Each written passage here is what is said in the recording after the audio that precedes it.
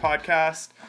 We're going to start off with the story of the week, and then I'm going to introduce the individual who's sitting here with me. Story of the week is actually really good. It's a uplifting story. It happened last week. I'm going to interrupt you. Are you recording from this platform here? I am recording from... Why? What's going on? Well, because with Zoom you can record, but you got all your recording done, right? What's happening right now is I have Action. Shout out to Action. If you need to do screen recording or record off your desktop, you should do that through the Action app. I think it's only like $20, $30, and it allows you to do blue screens, but it's perfect for people who are doing YouTube or podcasting, or if you record your video games or you're one of those people, or you just need to record your screen on your desktop. Now, the downside to Action is they don't have a version for Mac yet, so it only works with PC desktop, but luckily I have a PC desktop. So that is recording our screen, but I'm talking to you through a separate device. Okay, so story of the week is I bought a new camera like 2 weeks ago, as per the recommendation of my buddy Owen. It's a decent camera. It's a Sony camera, but it was like, it's an Action camera. So it was like $500-$600, something around there. One night I was outside riding on the boosted board and I was filming. Get back to my car. I put the camera on the ground. I just had a bunch of stuff on me. So I put it down. I'm like, don't forget the camera's on the ground. It's like super small and tiny. Yeah. In fact, I'm using it to film right now. It's this camera here. So of course I left it on the ground. I leave. 3 or 4 hours later, I go to grab the footage and start editing what I was filming, and I can't find the camera. So finally I realize, oh crap, I left it in the parking lot of Coquitlam Town Center, okay? I rush down to Town Center, I go there, and sure enough, it's not there, it's gone. I freaked out, because I'm like, there goes $500-$600 that I just spent, and I'm not going to get this camera back. So I'm like, you know what? Maybe someone out there like found it and will be looking for the individual who lost it. So I went on Craigslist and I posted on the Lost and Found. I made a quick lost flyer that evening. The next morning, I post this flyer all over that area, that one parking lot that I lost it. Not even an hour later, a dude calls me and he's like, hey, I saw your flyer. I found your camera last night while walking my dog. I was actually going to make flyers tonight and post them when I took my dog for a walk. I was going to give him $50. I'm like, yo, dude, just take this $50 because this camera's like $500, reward, whatever. He's like, no, it's all good, karma or whatever. And he just left. I chased him to the driveway and he wouldn't take my money. But that's the story of the week. I got my camera back and somebody didn't steal it. They actually went out of their way to return it. And dude, this was 2 weeks ago when I first got it, so it was brand spanking new. I had used it for maybe 2 or 3 days. Yeah. So wow. I looked out. That is the story of the week.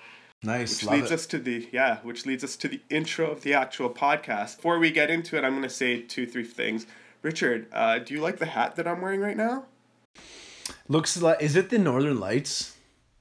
It's kind of Northern Lights, yeah. It's from Tentree, and it's got a cork cap. Oh. Isn't it pretty beautiful? What's going on? Kind of like this one here. Kind of like that one. Perfect, Richard. Oh my gosh.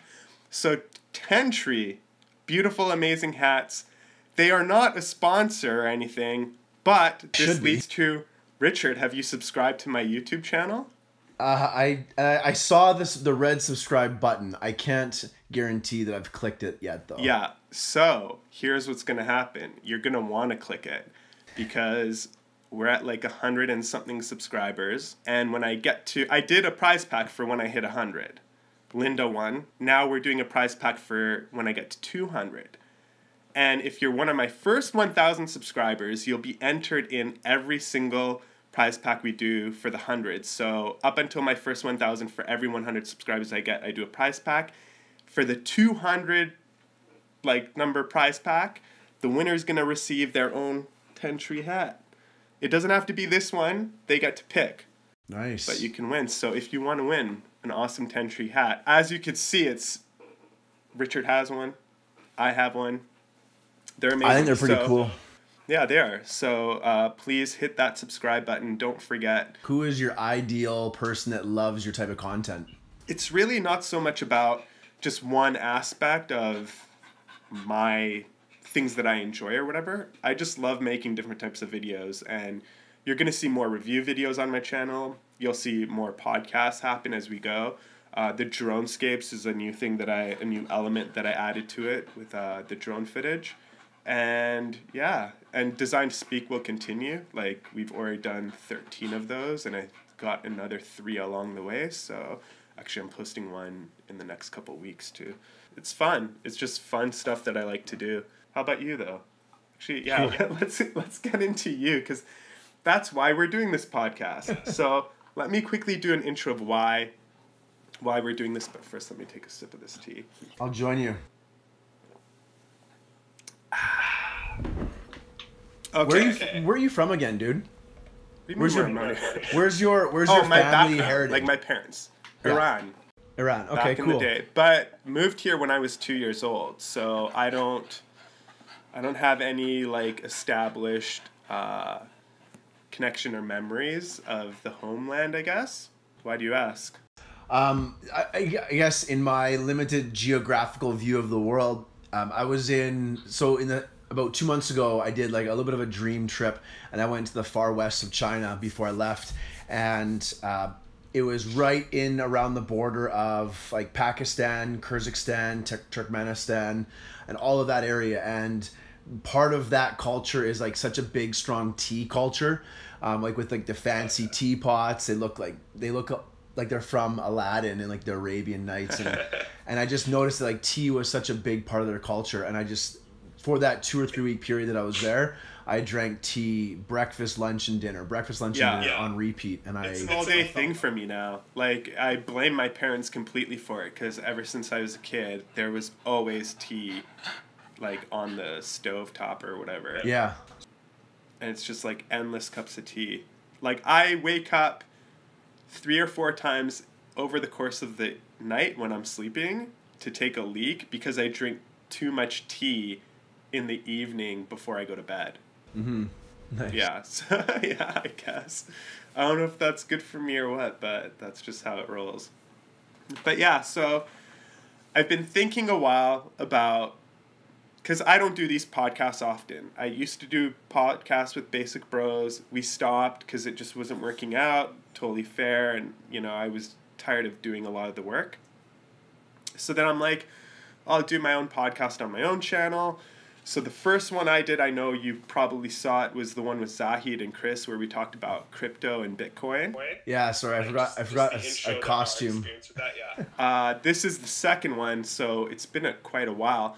But the sort of lag and difference of having the podcast happen now in comparison to earlier is the fact that I wasn't sure what I was going to do with the podcast. So was I going to have just one direction? Were we going to talk about Bitcoin all the time, or what was I going to do? And then I thought about more and more, and I let it brew, and I'm like, you know what? I have a lot of people in my network who are just doing interesting, different things with their lives. Like, it may not be something I want to do, or it may not be something that interests me, but it's interesting nevertheless, or the person is an interesting individual.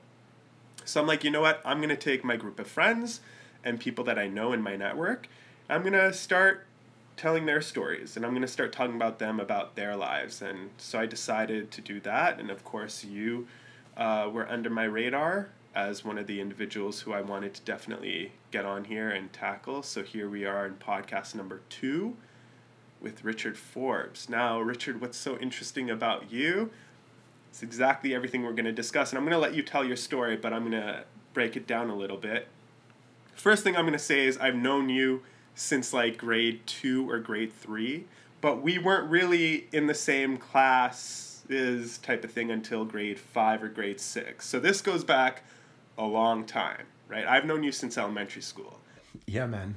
Since then, going through school, college, all that jazz, you became a teacher, you started going to China and Shanghai and like just mainly Asia for the most part to teach English. You'd come back every so often and we'd catch up again. But then your life took an interesting turn, because here in this situation of your teaching English and being afar and all that, or abroad and all that jazz, you know, it seemed like you were super happy and it seemed like you were doing a lot of fun things. But then you sort of decided, forget this, I don't want to do this anymore. But I still want to travel the world. I still want to live sort of a more free lifestyle, so to say, like outside of a 9-to-5. And then that's where things kind of changed for you. And I saw that, you know, you weren't teaching as much anymore. Are you still teaching? What's happening with that part? No, I'm not teaching. I had my last day in June, just 2 months ago. Okay, right. So you're just letting go of teaching altogether, and you've dived into the world of online marketing or network marketing. Which one is it? Online marketing. Online marketing. Yeah. Right? Okay. So now, I've known you essentially a very long time. I see you all the time on Facebook. I talk to you all the time and catch up. I still have no idea what this online marketing is. So I have no idea what you actually do, other than the fact that it involves online and marketing. So why don't we start with your actual story of why you transitioned into this online marketing world, and then B, let's talk about what it is you actually do. Sure. I have absolutely no idea. Straight up, just question answer, storytelling, and seeing where you're at and what you're doing. Because I'm sure a lot of people that are within our networks, because we have a lot of the same mutual networks and friends, are in the same boat as me. They see what you do, but they have no idea what you do. They just know that you're doing it, right? So why don't you tell us a bit about your original career, and then how you transitioned into this online marketing thing. Then we could break down what that actually is. Sure, man. All right, let's dive in. So it's so funny. My sister, I remember it was last Christmas, and I came home and we were just hanging out. I went down to like Rocky Point with her. It had snowed everywhere, and we're just walking and having a good catch up. Because again, at that point for the last 6 or 7 years, I had really come home for the summer, let's say July, for 3 or 4 weeks, and then left for 6 months, and I would come home for Christmas for 2 or 3 weeks, and again I would leave, be gone for 6 months, and kind of do that on repeat. And so we were just having a catch up when I came home for Christmas, and she's like, "So, Rich," I was like, "Yeah, what's up?" She's like, "When my friends ask me what you do, I don't know how to respond to them. I'm your sister. I don't even know what you do. You just post like cool videos and stuff, and I don't even know what you do. So I just say that you're like Chandler from Friends. You're a transponster." I don't know how far back we'll go, but I'll give a little bit of like the background. Went to high school with you, had a great time. After high school, you know, I don't know about you, but like in that last grade 12 year of high school, it's like you have mandatory meetings essentially with your counselor, and the only thing that those meetings are really all about is planning. It's like career. It's like that typical question is like, "So what do you want to do for the rest of your life?" And it's like, I don't know, what am I interested in? So at the time I was like, I want to be a sports scout or a sports player or a sports physiotherapist. My whole life at 17 or 18 revolved around sports. But out of all those different questions, the one kind of constant was that no matter what my decision was, I was going to go to college.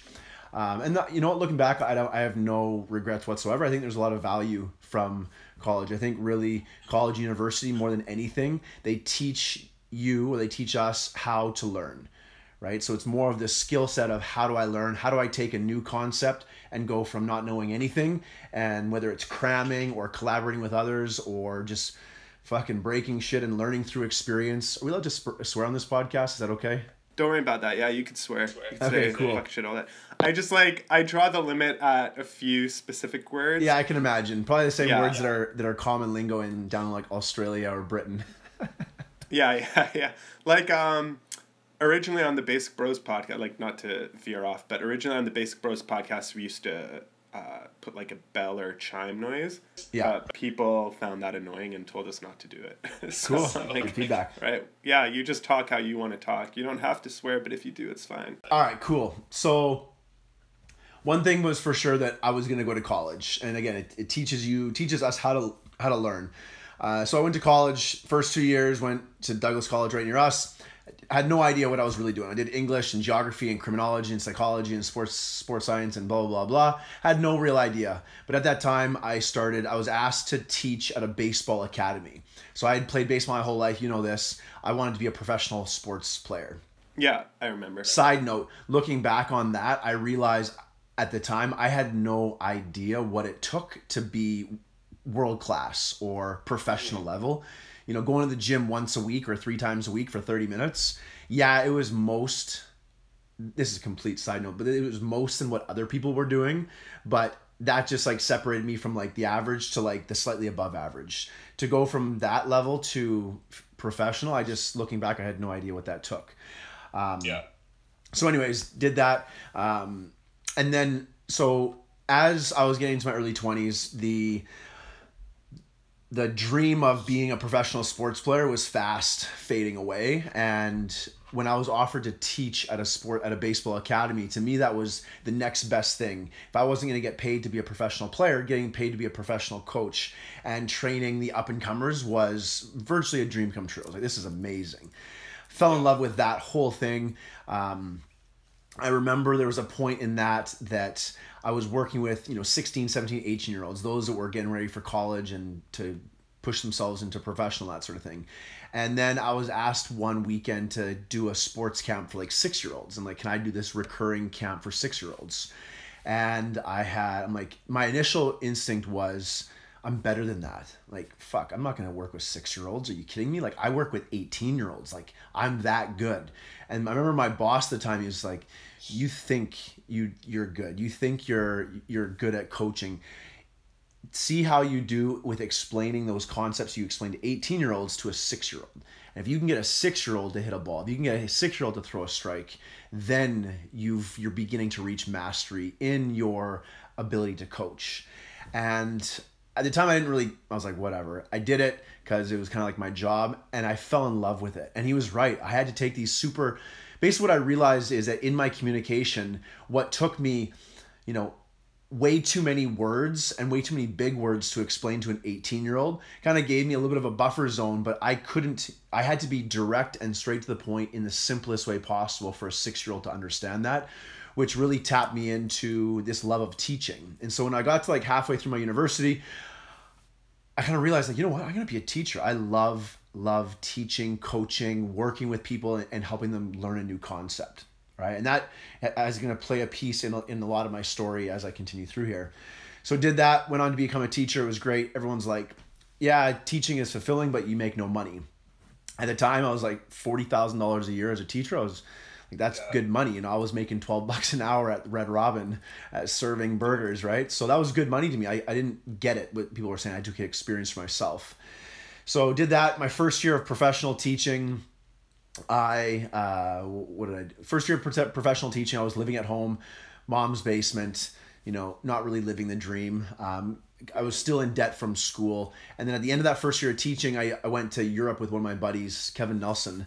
Kevin, shout out to Kevin. Shout out to Kevin Nelson. Yeah, absolutely. And we had gone into teaching together, and we're like, every summer we're going to travel and it's going to be amazing because we have the summers off as a teacher. It was cool. It was great. But what I didn't, again, realize until I went through it for the first time myself is that I had to save up basically the entire school year to spend it all in like a 4-week trip in the summertime. And I realized immediately that if I didn't make some changes, that saving up for 10, 11 months of the year for a 4-week holiday or a 2-week holiday was going to become the norm. I'm like, so I went to Europe and I came back home. And again, I lived with the mindset of, and again, it wasn't cool back then or it wasn't hashtag back then, but I lived with the mindset of like, I'm only in Europe once. You only live once. You're only going to do this thing once, right? Hashtag YOLO, right? But I can't believe I actually just said that. But that's a side point here. And so I came back home and I was like, how do I keep on doing that without spending all my money? That was my first question. And then I asked myself, well, how do I do that and make money? And then I began thinking, and then I came back home and then I was offered within 2 or 3 weeks right? People talk about the law of manifestation or law of attraction or your thoughts create your reality or whatever it is. You can choose to believe in it or not. I choose more and more to believe in that, because within 2 weeks of having those thoughts and questions, literally an offer was in my email saying, hey, do you want to go to China and work at this Canadian school? And that to me, it was like, live abroad, make money. This is amazing. Travel and make money. So I did that. What was happening in my life at the time was I was in a super toxic relationship that had been going on for about 5 years. We were both young. Looking back, like, I didn't have the guts to end it. I was too afraid to hurt her. So I didn't have the guts to end this relationship. This probably should have been ended, years prior to that. So that also gave me an opportunity to like just leave a very toxic environment and really just go out and recreate my identity, right? Living in Coquitlam, you grow up in the same place with the same people, and people know you as a certain person. And that identity could have been crafted in high school, it could have been crafted in elementary school, but it's like people know you as this person, and you kind of subconsciously need to show up as that person, right? So I realized, like, I started finding myself, like, if I was a professional in another space, but as soon as I reverted back with like my childhood friends, I was a bit of a goofball. Because like that's just what felt natural in how those people knew me. And so what I realized as I went overseas, that yes, there was the travel, yes, there was the make money, but I also found myself in an opportunity where nobody knew who I was. And I had the opportunity to almost like start fresh and ask myself as an adult, who do I want to be? What kind of person do I want to be known as? And of course, a lot of your values still remain true, but you get to like really play a part in the creation process about the person that you are without having this environment around you that's like keeping you limited to who you've always been. So did that, did it for a year. I was like, all right, cool. That was an amazing time. Check off the box. I've lived abroad. Now I'm going to come home to Vancouver. And now I can settle down. And I was home for like 6 months, again, back in my mom's basement and like earning like very little money. And then so I started thinking again, well, about 6 months later, I was like, I need to get up and move. Like that became my escape, I guess, is moving. And it also became my source of growth and challenge. Like I wanted to challenge myself and see what I was capable of. And the way I was able to do that is through geographical change, right? So I went down to the Caribbean. So now it's like pieces of layers of true purpose, meaning, fulfillment were being added onto this. First, it was the pleasure of travel. And then it was the pleasure of making more money. All right. And then it was the lifestyle that came from travel and money that came with it. Right. And then it became the growth and the expansion of the person that I was in my mindset, in my fear, and what I was able to accomplish. That began becoming part of why I did what I did. So I went down to the Caribbean. That was amazing. And then what did you do there? Good question. So when I went to Beijing the first time, I was working with a Canadian international school. When you said earlier that I teach English, like I actually it's like this internal thing of like, I don't teach English because in my mind, there is this stereotype of like the English teacher who goes abroad, who's not educated, who has no professional background, and they're just fucking just teaching English to kids and just like fucking winging it. That's what I thought you were doing. No. Like I knew you were a teacher, I knew you were a legitimate teacher, but I thought you were doing like that kind of teaching. Yeah, so I was teaching history, math, PE, science, social studies, geography. I was teaching all these what I would call like real courses. And I was teaching these to high school students who had a plan of graduating and going to overseas for university. Okay. So I did that in Beijing, and then I was offered a spot in the Caribbean. I remember the moment I was just like emailing places, and they said, hey, we need someone to come down right away. Like, can you be here next week? And I was thinking about doing it 6 months later, like coming down in September at the beginning of the school year.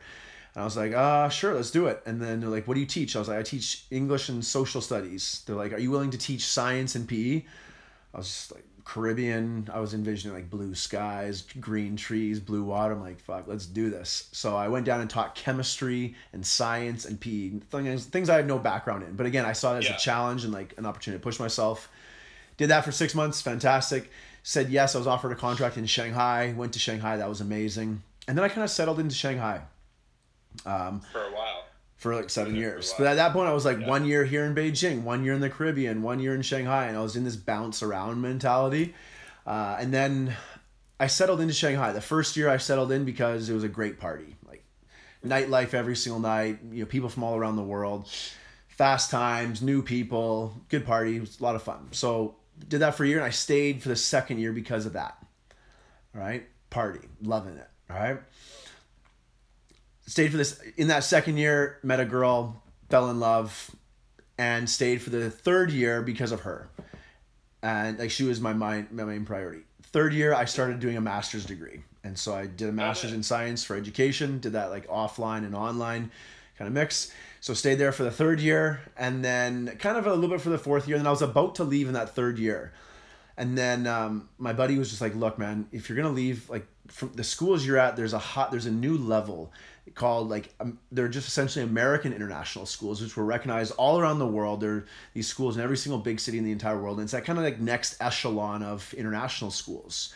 Okay. It's like going from the minor leagues to the big leagues sort of thing. And so he connected me with that opportunity.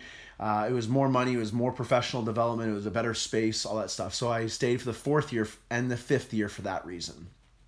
Okay. And then in those fourth and fifth years, I started a business.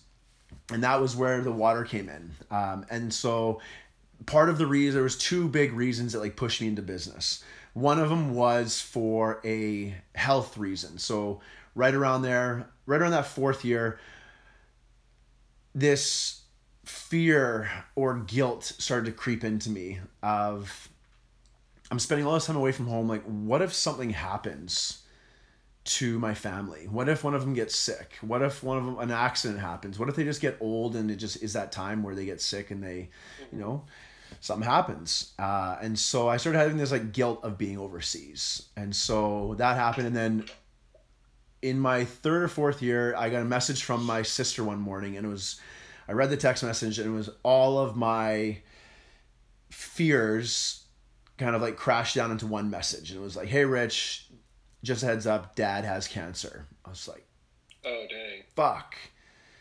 And it was like my blood rushed through me, and it was everything that I was hoping didn't happen. And now here I was overseas. So anyways, through that, I went to work that day, and instead of checking my fantasy hockey or baseball teams or just surf in the net, I just like typed into Google, what causes cancer? What prevents cancer? What treats cancer? What are natural treatments? What are natural preventions? I became so interested in cancer because now it was something that was a little bit closer to home for me. Yeah, no, it affected you.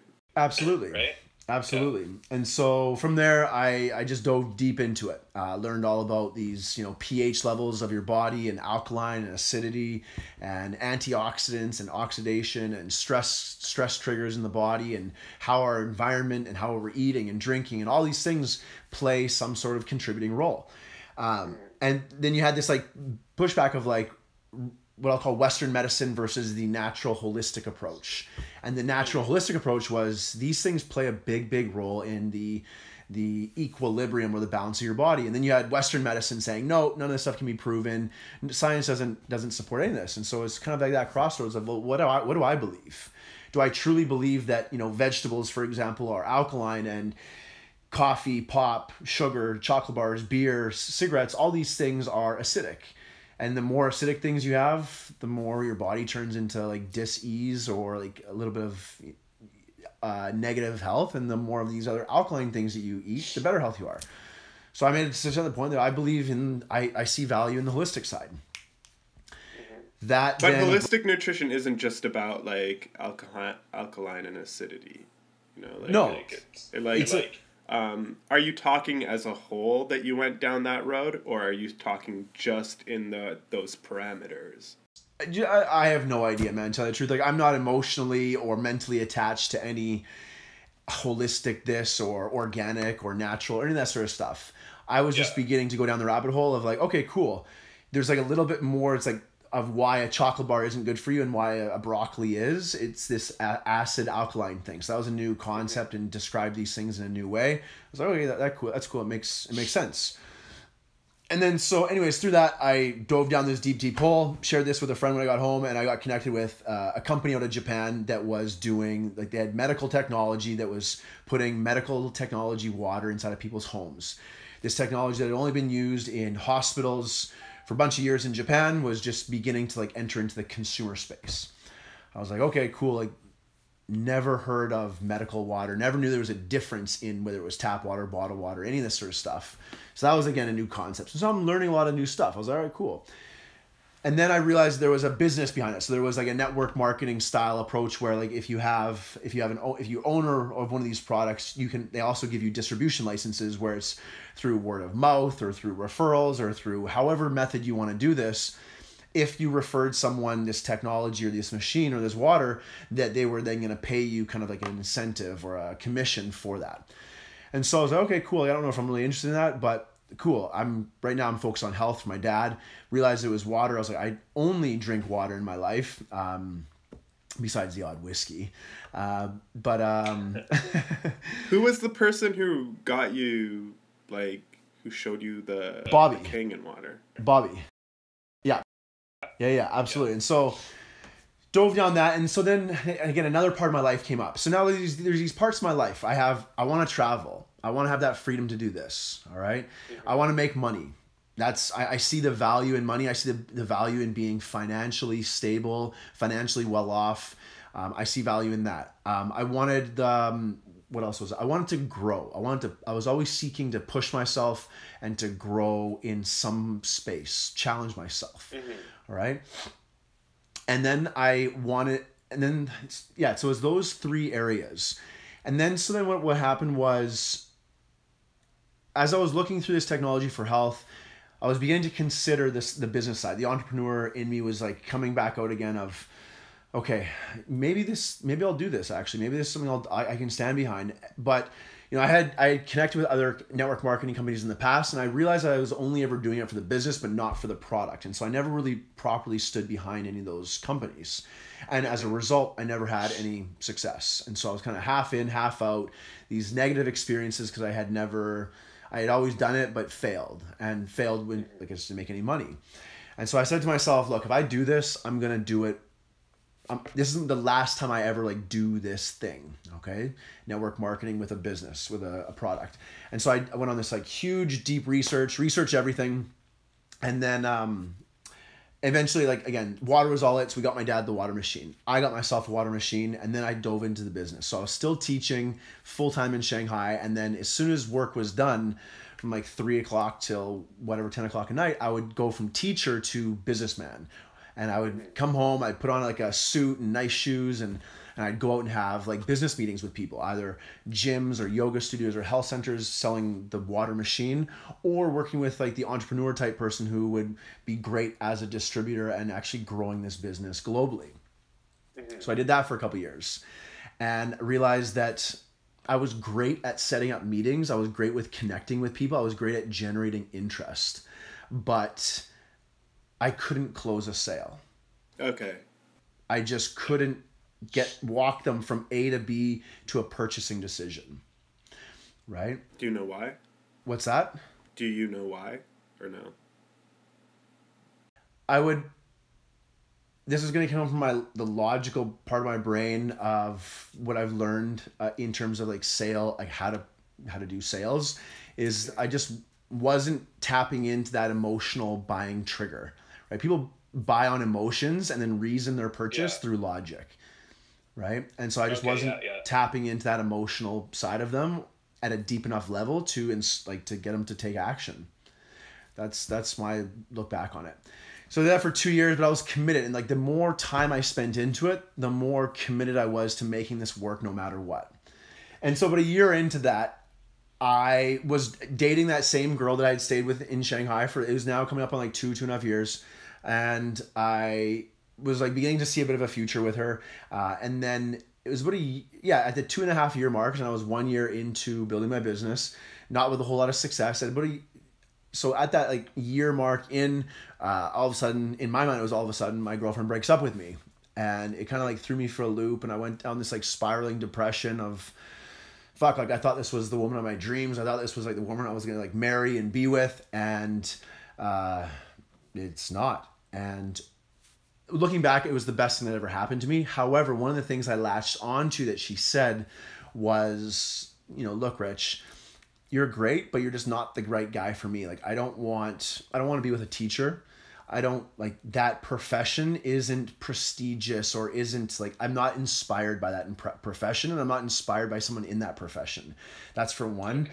As well as if I was ever to like, if we were ever to have kids and I wanted to stay home, she felt that she would never be able to do that on just solely my salary. So then she felt this pressure of, I always need to be working for the rest of my life, even if we have kids, because the guy I'm with can't support all of us. Yeah. It is what it is, and it worked out for the best purpose ever. So it's okay. And that's just, but again, the other thing I really, really want to drive home is that we said a lot. We said hours of stuff in that breakup, but that's what I chose to latch onto. That's what somewhere in my being, I latched onto that.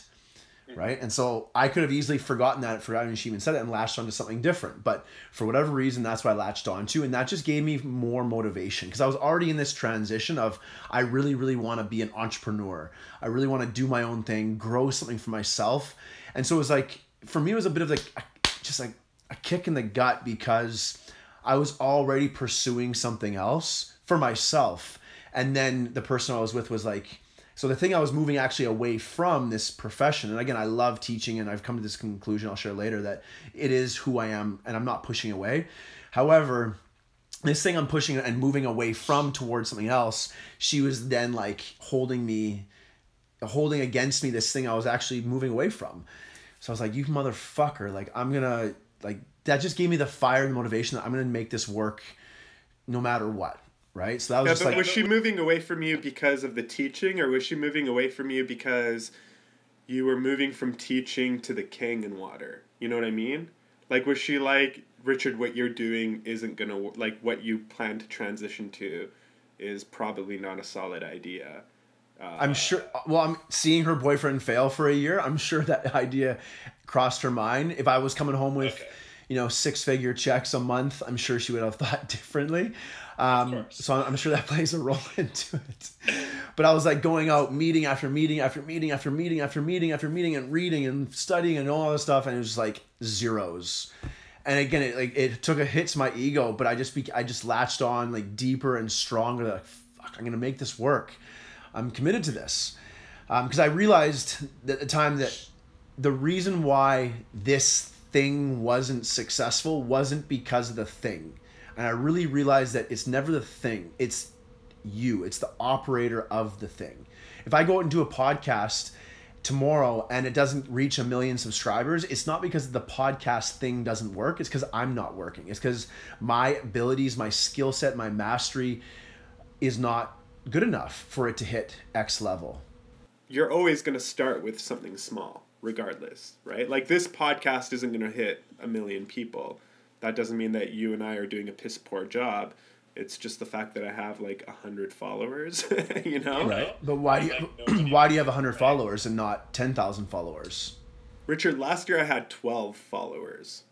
Awesome, man. Right. So that's my point. But why did you go from 12 followers to 100 followers? I kept posting content. Now when I post a new video, I get 6 or 7 new subscribers. That's exactly what I was saying. That's what I was trying to communicate earlier, was that it's not the podcast or the YouTube platform that sucks. Like, imagine it's that you haven't been around long enough. You haven't showed up enough. You haven't put content on enough. You haven't marketed enough. Whatever the thing is enough of, is that it's not the platform or the thing, it's you. Yeah. Right. That's what I believe. Like, if you had done that first video on the podcast, you're like, shit, like, I only have 12 subscribers this year. Like, shit, this stuff doesn't work. I'm going to try writing a book this year. And you try writing a book this year. And you know what? I got 2 buyers this year. This doesn't work either. I'm going to do, what am I going to do? I'm going to do a Twitch channel. After a year, this doesn't work. This isn't, you bounce. Instead of sticking, like, look, I'm going to stick on the YouTube platform. I'm going to figure out this podcast space. And year after year, you get more views, more subscribers. You put out better content. You're more well-spoken. You get better speakers. On and on and on and on. Your skill set in that area improves, right? Drastically, yeah. If I can give you one suggestion, like, you said that Do this it. is like off the cuff, like you go direct on this show here. So Oh, is 100%. 100%. Yeah. when I hear like your network didn't support you and they didn't click the subscribe button, to me, my first thought is, what's my reason why there's so much content around everywhere? Like, yes, you're my friend and I support you, like all the power to you, but I don't want to watch your channel. I don't want to subscribe to you because your content has nothing to do with me. And if I subscribe to you, now my newsfeed gets filled of stuff I don't actually want. So I'm not going to subscribe to you because you haven't given me a reason to subscribe to you. And even if you have given me a reason, that reason doesn't vibe with me. And so I love you. You're awesome, but I don't want to follow your channel. There you go. Right? So giving your audience a reason, not just like, hey guys, started a YouTube channel, follow me. It's like, guys, this is a YouTube channel about X, Y, and Z. If you are a type of person that's X, Y, and Z, this is an awesome channel. I think you'll enjoy. Check it out. Then I'm that X, Y, Z person. I'm like, shit, like this guy sounds like he's doing what I want to do. Go and check it out. Boom. Like the only reason I'm on here right now is because my mindset is on spreading my message, on connecting on different platforms, on reaching out to podcast people, which is why I'm here. If my message, if I wanted having nothing to do with social media, yeah, you're my friend, but I might have said no being on your podcast because like, it doesn't vibe with me. It's not aligned with my values or my goals. Does that make sense? totally. Yeah, 100%. Which is totally fine because what I could have done was been like, oh, obviously nobody cares, nobody follows me, and I could go cry in the corner and not make my videos. But then I think like, no, I enjoy doing these videos. I don't care, if they subscribe or not. I'm gonna do it anyway because to me it's just like it's my hobby. Like we have a mutual friend, I'll just name Mark for example, who plays soccer, or another friend who maybe like enjoys mountain bike riding or whatever. My thing is making videos. I just love making videos, podcast, whatever it may be. So now my whole thing is just flood my channel with videos that I love to make. So going back to when you asked like, oh, what's your channel about or blah, blah, blah, blah, blah, right? My channel is really about me, like my likes, my interests, and I use the platform. So you want to attract people like you. You got it. So then I was like, my support system isn't the people within my network. My support system are the individuals outside. And if the people who are in my network aren't going to watch my videos anyway, then why do I want them in my support system? I want those views. I want the view counts. In fact, I want the view counts more than I want the subscribers right now because that's going to spread my search and all that jazz that's relevant, right? And what you're describing, this is where it's all linking to what I'm doing today, is this idea of I went to my network, nobody supported me, and it was kind of like it gave me those certain feelings and that sort of stuff. And that's why that's connected to exactly what I do today. I'll be straight up with you. I specifically chose you for this, right? Like we have a lot of people, and this is actually another reason why I came to you, is because we have a lot of mutual acquaintances and friends who are in the industry that you're in and are specifically in the industry of the Kangen water and magic thing, which you should probably describe a bit more about the product aspect of what you do. And I don't know if that's the only one. Like, I don't know if there's different things that you do within that, but I know that the Kangen water is one of them. But to be quite honest, and this is going partly based on speculation, I feel like very few of you are actually committing and actually doing a pristine job at selling your service slash product slash doing the online marketing thing, right? And the reason why I came to you is because only 2, maybe 3 of you of the, I don't know, however many we know, stood out. You and AJ or Adrian, shout out to Adrian, being the top 2. And I don't know, numbers and figures, so I don't know how well the other people are doing or what. But to be quite honest, it seemed pretty stagnant on the rest of their end. Whereas you seem to be more driven. AJ seems to be more driven. Your content is more clean, I guess I could say. Like it makes legitimate sense. Like I look at you, I see that you're doing something, and I see that you have payoff. Whereas there's people within the network that I see what they're doing, but I don't see their payoff. You know? Is that fair? Mm-hmm. Is that a fair assessment? Yeah. I think I left off with my skills just weren't at the point where I needed to be. So I had done that for 2 years offline, business meetings, selling one-on-one, and just couldn't do it. And I remember in one of our Facebook groups where of everyone who was a distributor and was growing their business within Agic, there was this guy, we were always talking about like the online space. And up until that point, you know, the way we used social media was basically like, here's my product, buy my shit, you know, and it's like spamming your personal network of buy my shit. You know, this is this water, you should buy it. These are the benefits, buy my shit. And it was that type of marketing was where I found like a lot of tension between my friends or my personal network and I. Is like, and it's like, fuck, like enough of the spamming, like hide this.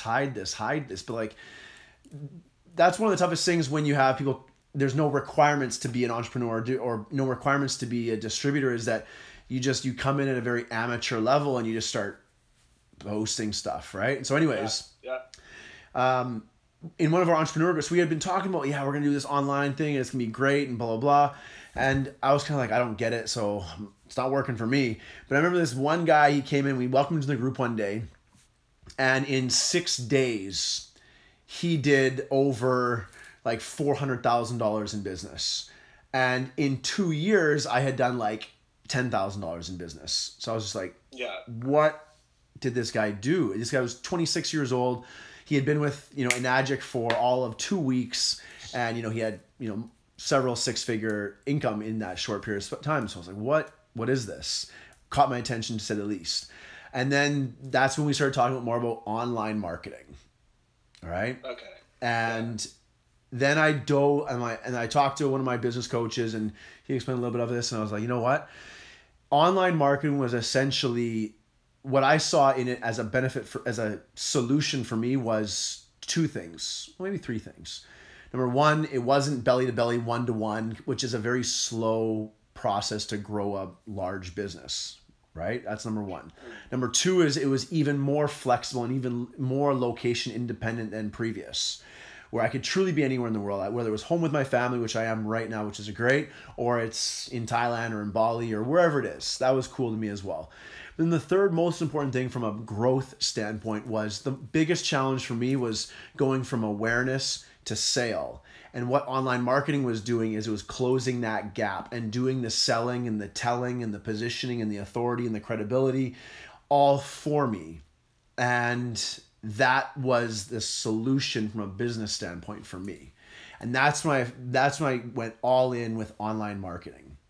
Okay, so how, like, what do you mean? Like, how does it do everything for you? How does it do everything? That's where I'm confused. So you're selling the product, but you're doing it through this platform. Correct. That's generating clients for you. But how? But how? Are random Absolutely. people seeing, I don't know, banner ads and then clicking on them? And then... So this is exactly how it happens. You ready? And the reason why people don't know what I do is because on my personal profile, I don't advertise on my personal profile.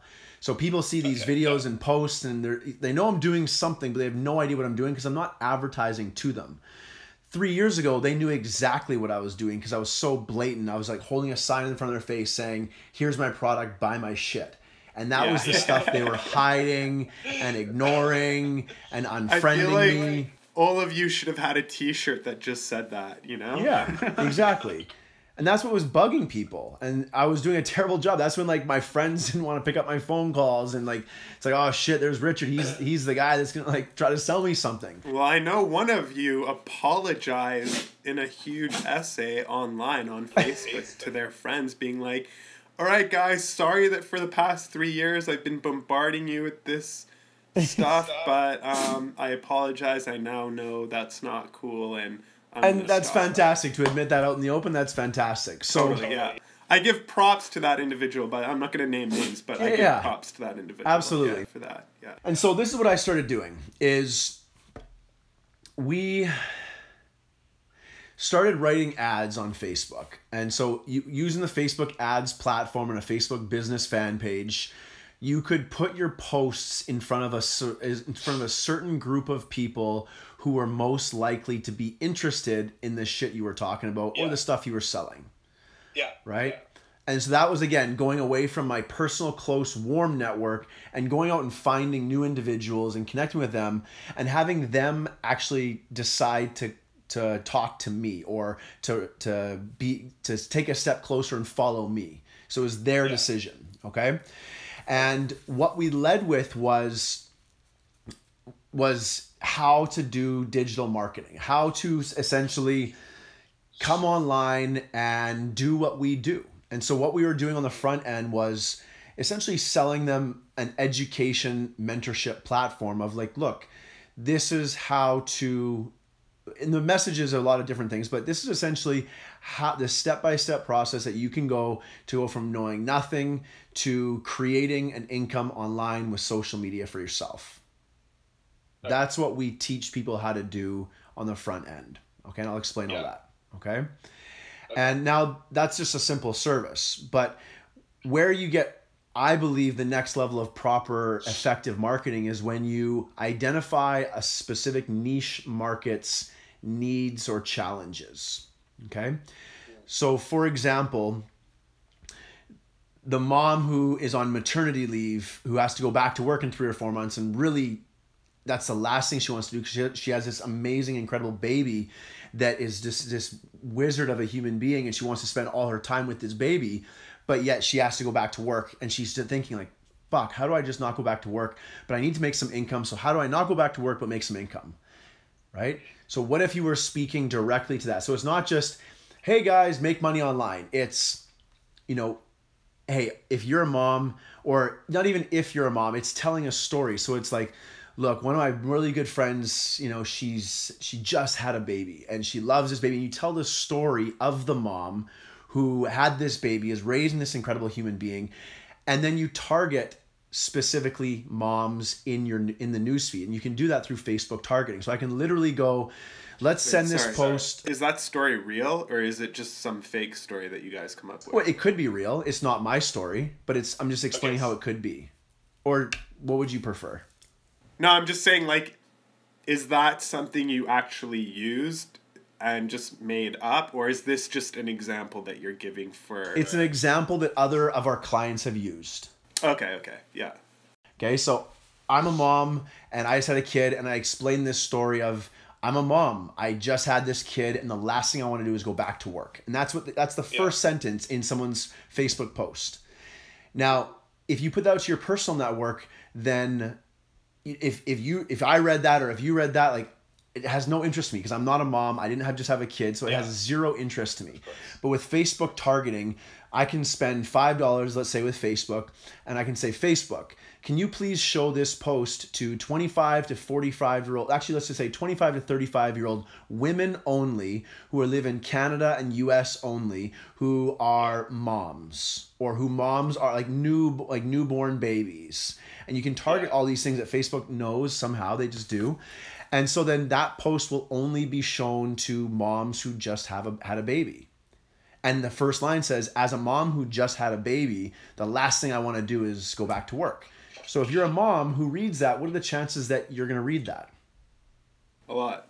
Pretty heavy. Right? Because you're speaking, it's like, oh shit, like I'm going through that same thing right now. What's this chick all about? Like, let's see more. And she tells her whole story. And then she tells a story of how she did find a solution to not go back to work. And that solution was online marketing. And even though she didn't know anything, on her maternity leave, she signed up for this program and they taught her. It wasn't just like courses, but there was real people that she could call and ask for help, and that she learned everything. And now actually 3 or 4 months after doing this, she has made enough money and is making enough money that she doesn't have to go back to her job, and she's actually is able to stay at home with her kids. Click this link below to see what she did.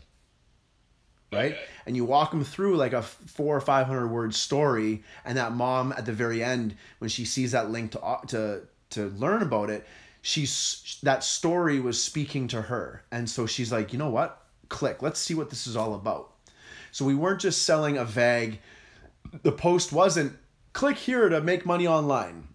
Yeah. Right? It was the mom, with the baby, with the maternity leave, with not wanting to go back to work, with needing a solution, needing an alternative, boom, if that's you, click this link to learn more. So it's a message directly to a specific person. They go and learn more with what we call a sales funnel, which teaches them every single step along the way a little bit more. What does it teach them though? It teaches them what it teaches them the concept of affiliate marketing. And affiliate marketing is just simply when you just partner with a company and sell their products for them. And when you do, the company pays you. Okay? And so it teaches them that you don't need to have your own product. You don't need to have your own business. You don't have to have any overhead. You don't load your garage full of stuff. This is how you do it. These are the 3 things that you need to do it. And this is, if you don't do this, you'll fail every single time.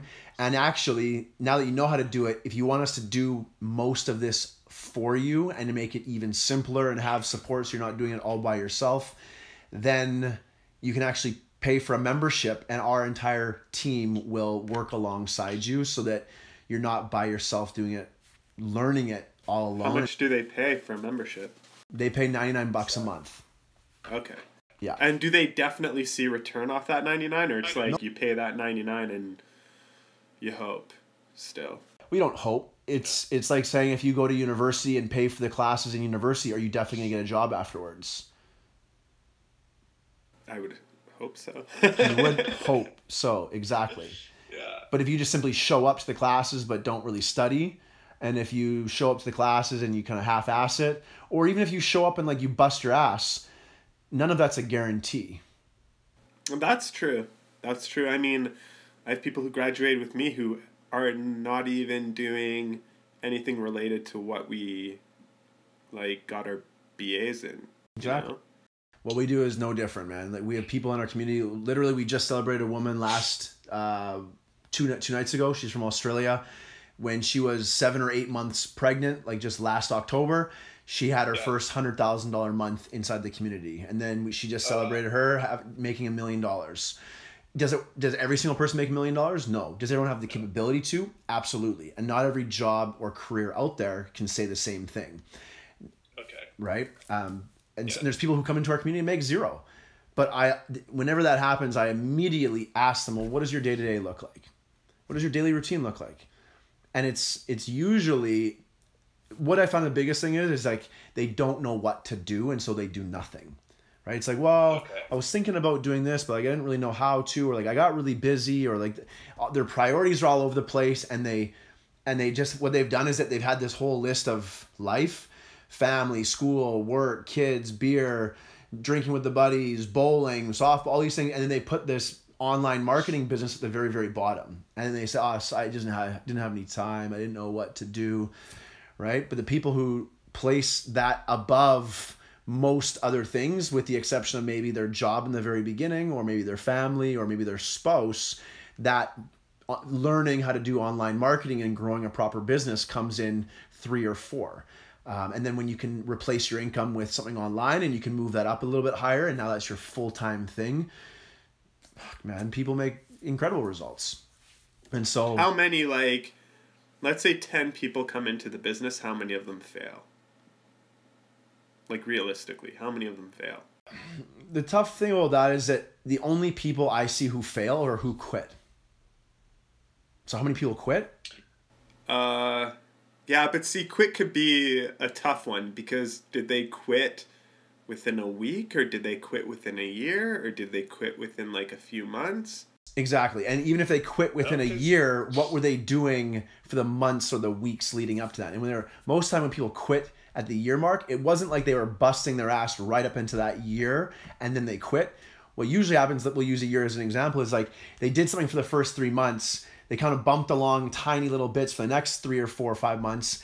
And then they let their account run stagnant for the last 3 months, like humming and hawing if they should actually quit. And then they finally quit. But really, they stopped doing shit so long ago, right? How many people on YouTube don't get to, like, they fail and they don't get to 1,000 subscribers? A lot. And the same thing, it's because they just don't post content. They just stop. Like, they post one video and then don't post anything. Or they post seldomly. You know, they post like once a month.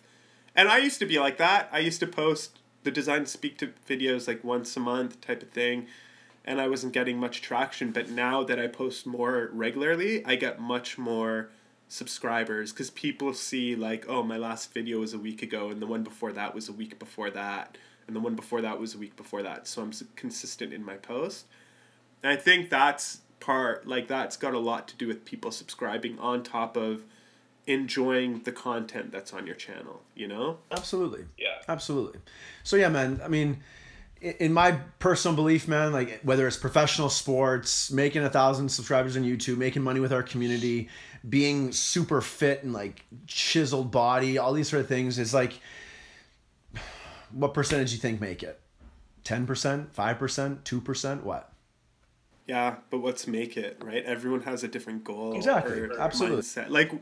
Like I always have this conversation, what is success or successful? Exactly. Because to one person that's going to be like, oh, when you make $100 million and you have all this, blah, blah, blah, blah, that's a successful person. But somebody else might be like, oh, success to me is just getting my PhD or my master's, or, you know, like everyone has this different, it's something that can't be actually categorized in one thing. There's a spectrum or a gray area of what success could be. Exactly. Yeah. So exactly. And like somewhere along the way, people might quit. They might consciously quit and be like, this isn't for me. I thought I was going to enjoy it, but I don't. It's like I go to CrossFit, and I go to CrossFit and I think I would enjoy it, but I actually realize I hate it. And so I quit. Does that mean I quit and I failed myself? No, I realized that this isn't for me. I thought I would love it, but I don't. And so that's okay to quit. Or someone might go and they might just like push, and they find it's too hard for them. And it's like the reward that they get in their mind is not greater than the risk or the challenges that lead along the way. And so then those people quit, right? So everyone quits for different reasons. But in my experience, anyone who doesn't quit gets results. If you stick with CrossFit for a year consistently, you're going to look pretty fucking good, right? If you stick with podcasts, you know, consistently for a year, 2 years, 5 years, you're going to get subscribers. And so that's, I think with us, it's no different.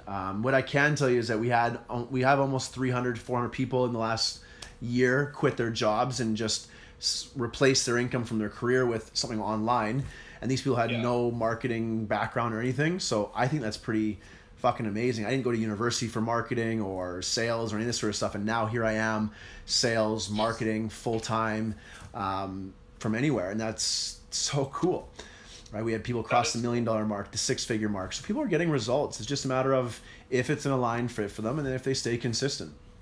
I think part of the other problem, Richard, is like part of you making money is based on you being able to bring other people on board, correct? We have a service that we need to sell. If we don't sell that service, we don't make any money. Yeah, but part of that service is also bringing other people on board, right? Like you being like, hey, Mahyar, do you want to do this too, type of thing, right? Absolutely. Okay, so what do you do when that runs out? Like, you know what I mean? If everybody's on board and then there's nobody else to get on board again anymore or whatever, then what happens? Okay. Like So if you're service. Nike and you have Nike shoes, what happens when the entire world has Nike shoes? Yeah, exactly. Has Nike experienced that problem?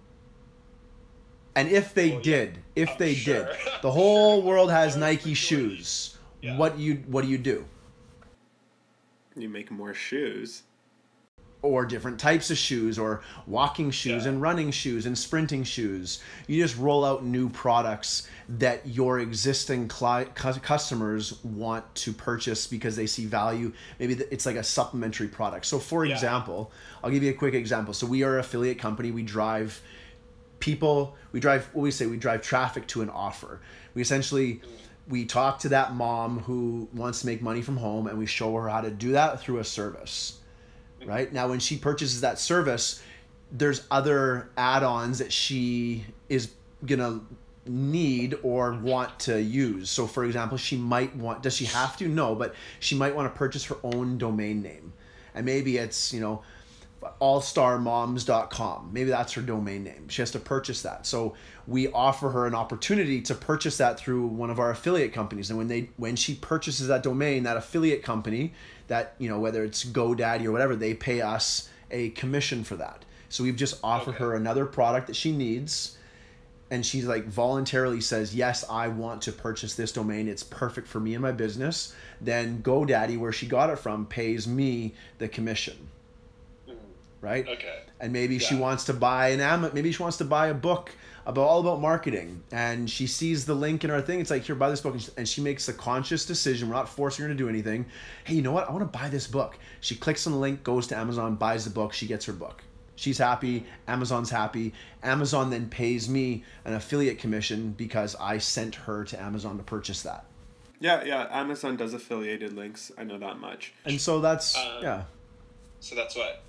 Well, that's to answer your question. If everyone in the entire world had our stuff and we didn't have anyone else to sell it to, then we would add additional products, and we would just wait for the next batch of 18-year-olds to turn 19, and then the next batch of 10 million 19-year-olds are now new consumers that we can work with.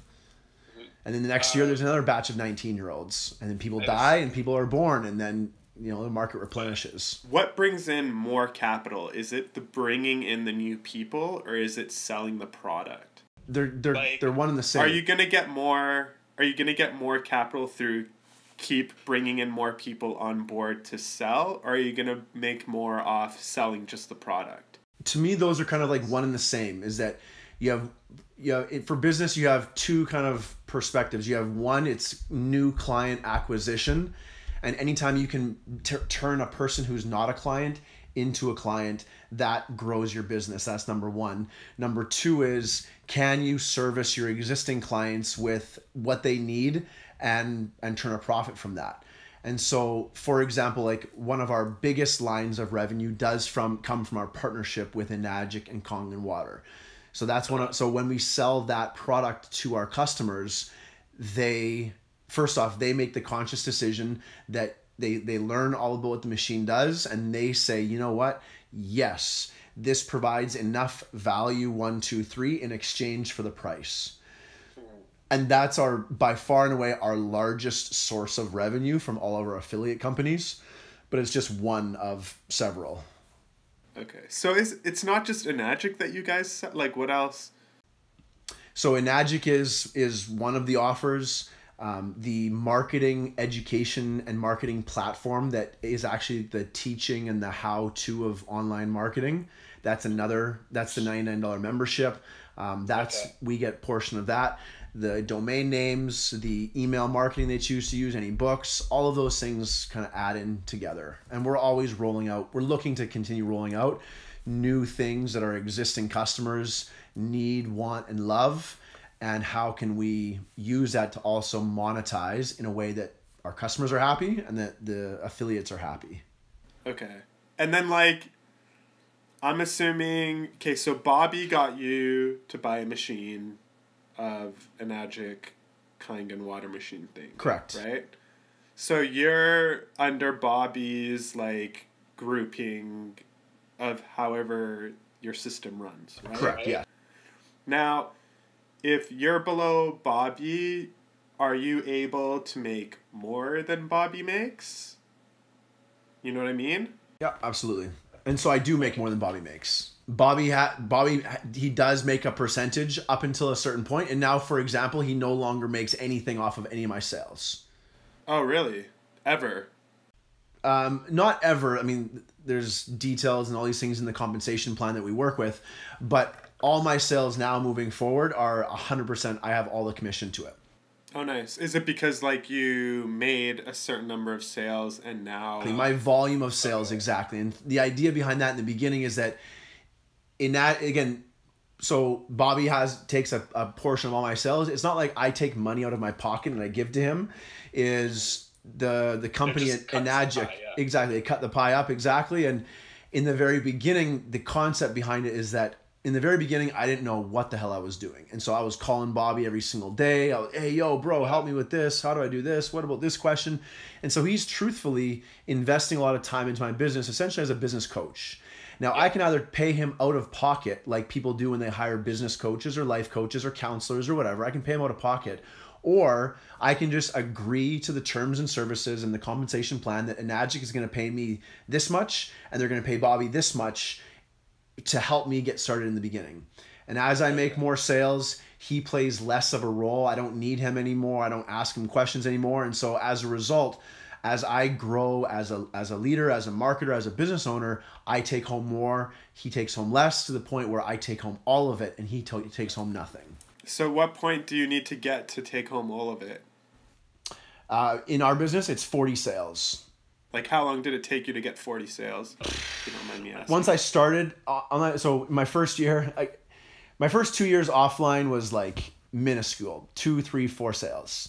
And then my next 6 to 12 months was up to 40 sales. And then from there, it kind of doubled the year after as well. So about 1.5 to 2 years. Yeah. Is Bobby at 40 sales? Do you know? Yeah. And did it take him at roughly the same amount of time? Or less or more? More. Because he hasn't really been actively growing his business. He's focusing on other stuff. But the cool what's the average on that you know? Like the average time it takes the usual 40 sales? Yeah. The people who can we remove the percentage of people who quit, don't do anything? Yeah, of course. I'm talking people who are legitimately part of it from the time that they start to the time that they get 40 sales. What's the average that I would truthfully say 12 to 18 months. Okay. Yeah. So like about 1.5 years. Sometimes more, sometimes less. Okay. And then at that point, are you making like crazy bank, or do you know what I mean? At that point, I mean, it depends on what crazy bank is. At that point, you're earning between $2,000 and $5,000 per sale. Okay. So you make 2 or 3 sales a month. You do the math. It's a livable income for sure. Yeah, definitely. 2 to 3 or 2 to 5 per sale. That's like, so then what about the cost of the machine? Because, okay, so you guys sell, just to backtrack a little bit, you guys sell a machine that essentially, it does a few things, right? It microclusters the water or something. Does it have to do something with hydrogen? Mm-hmm. Let's maybe explain the machine real quick. You're good, man. So, you've seen a lot of Facebook posts.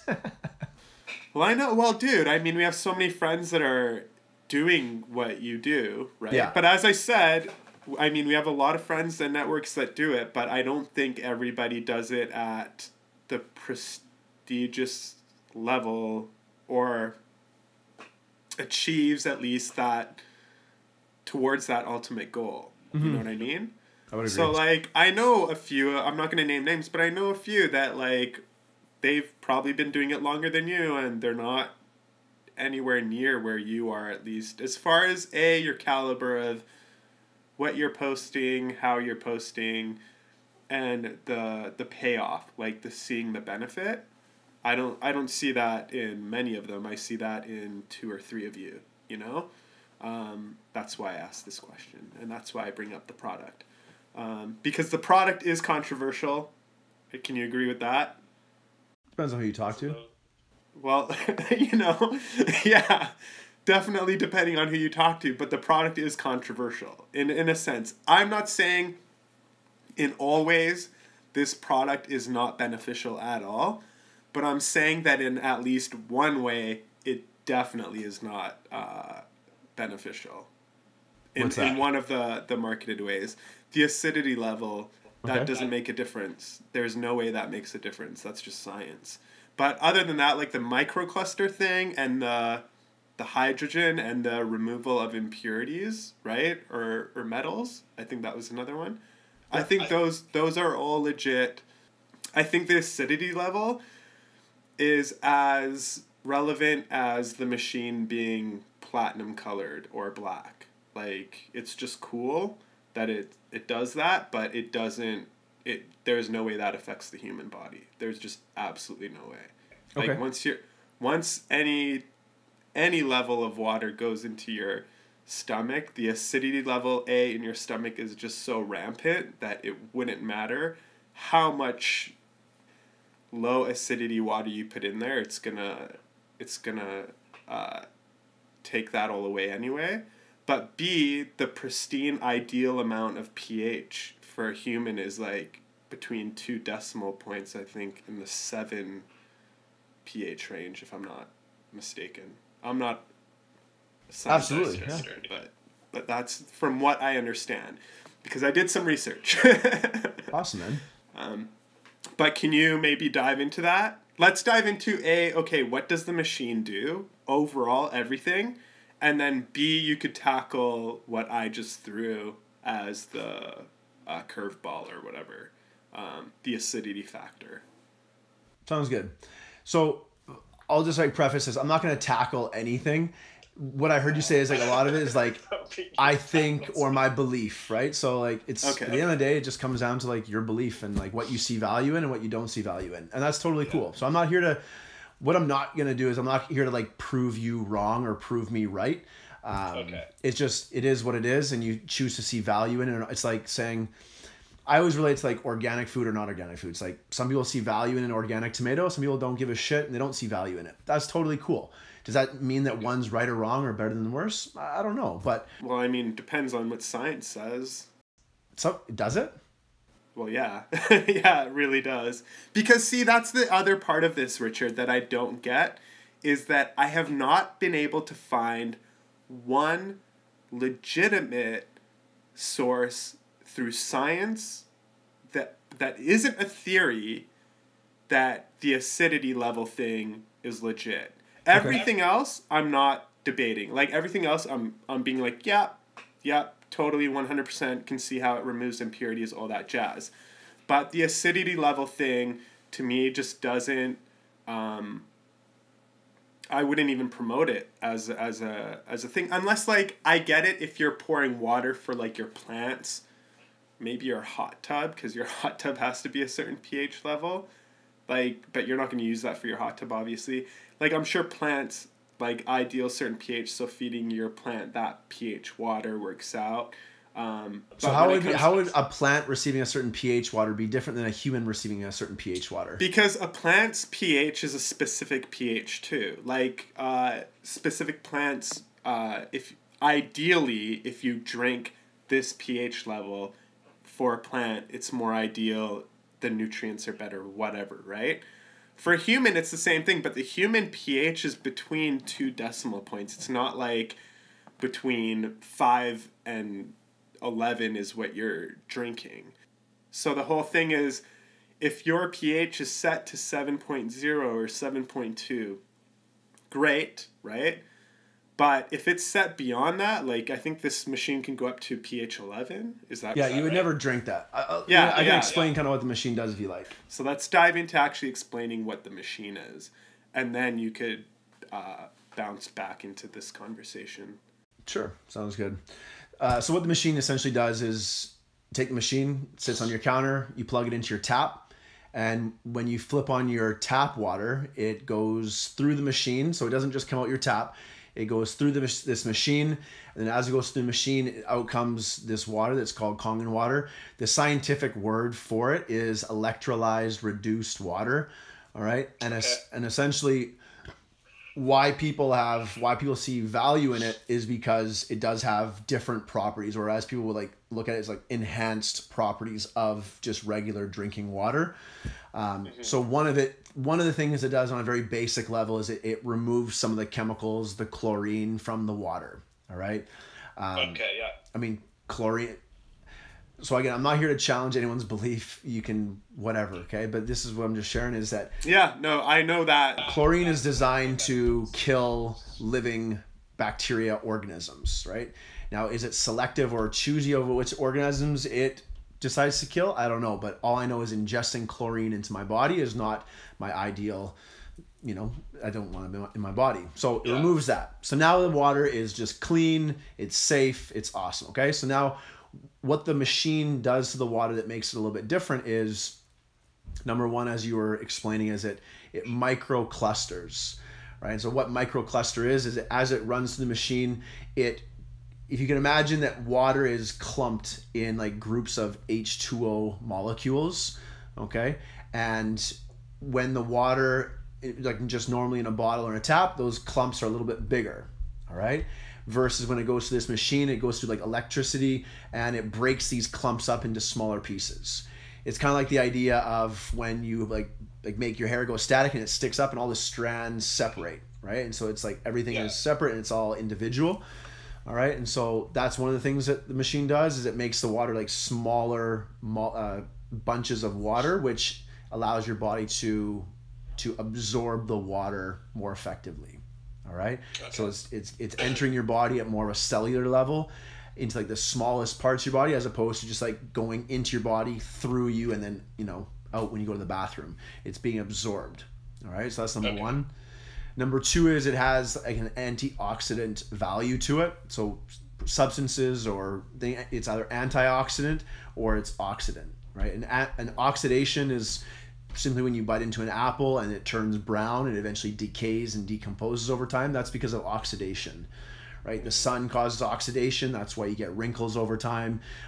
Water causes oxidation. Air causes oxidation. That's Mother Nature's way of slowly but surely killing everything around us and then replenishing and starting new again. That's what oxidation is. An antioxidant is something that just simply reverses or combats that oxidation.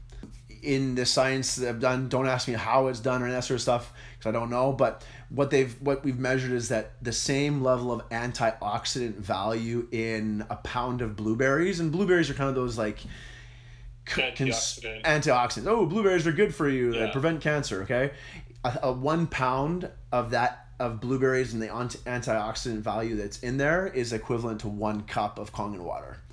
Right? Okay. So the idea is that you couldn't eat enough antioxidant food to get the same level of value as you're going to get in water. Okay. All right. And so that's the biggest part of it. And then the last thing is that it has molecular hydrogens. The antioxidants, it comes from the presence of having molecular hydrogen in the water. And that happens through, as the water goes through the machine, magic happens. Crazy Japanese scientists make this happen. And again, it's not just these crazy scientists. The water and the technology it's approved by Canada, by USA, by Japan as being a certified medical device. It's got approvals from doctors associations and water associations and all these different third-party certifications. So it's not just these, you know, crazy Asians running around in a lab saying all these things. Like, it has been proven or tested and certified by other bodies. And then molecular hydrogen is the smallest amount. It's the smallest antioxidant that has the ability to actually permeate the membrane of the brain. So now you have antioxidants reaching you in your brain, which is a pretty cool thing. And then the last thing is, it's a feature of it, whether you see the benefit or not, is it has an alkaline pH. So you can ingest anywhere from 7 to 9.5 alkaline pH versus tap or bottled water, which will be an acidic, like usually around a 5 or 6 pH. And so that's the features of the water. Okay. And people have been using it, like, I'm not here to make any claims, but people have used Kangen water and they have said they had X, Y, and Z disease or sickness or illness or fatigue or some sort of health challenge they were going through, and they had a positive experience. For me, I was a pretty healthy dude, so I just noticed that the biggest notice for me really is in my daily energy. You know, before drinking this water, I was always finding myself napping for whatever reason, like at 3 or 4 o'clock in the afternoon. And I was so tired. I always had like those late day coffees. I'm like that now. Yeah, and so I found that like when drinking this water, I stopped needing to nap. I stopped feeling fatigued or tired. That's one, and the other one is that people say I look so fucking young and handsome, so maybe that has to do with it. Yeah, but Richard, you've always looked young and handsome, my friend. Thank you, buddy. I appreciate it, man. So anyways, that's what the water does. Again, some people see tremendous value in it. Some people have incredible testimonies of their own. Some people don't have testimonies, and that's totally cool as well. At the end of the day, it's you look at something and you learn about it and you make an educated decision on it if you feel it fits into your values, your beliefs, and your lifestyle. I will say 2 things. One, I did try the machine for like a week. It broke my sink. And I'm blaming Dave. Shout out to Dave for that. But two, I did notice like certain things. So when I made tea, for example, back to the conversation of tea, you definitely tasted the tea more. That wasn't just my head messing with me. Like for sure, you definitely tasted the tea more. I don't know if that has something to do with the microcluster or not. It is, yeah. It's able to get into the bag and pull it out. But there's another part of it that I do want to tackle that you may want to address. So, okay, if you're making like $2,000 off a sale or $5,000 off a sale, are these machines then not just overpriced for the consumer? Like, if they're giving you $2,000 or $5,000 and the machines are roughly, how much are they again? Like between $3,000 and $7,000? About 50% of the price of the product is built into the market, the distribution. Like that gets paid out in commissions. Yeah. So then the actual product is technically overpriced in order to pay the sales. Overpriced compared to what? Just compared to what it should be if they didn't have to pay you. Okay. Like, you know what I mean? Nike shoe sells for $100. How much of that cost was put into making the shoe?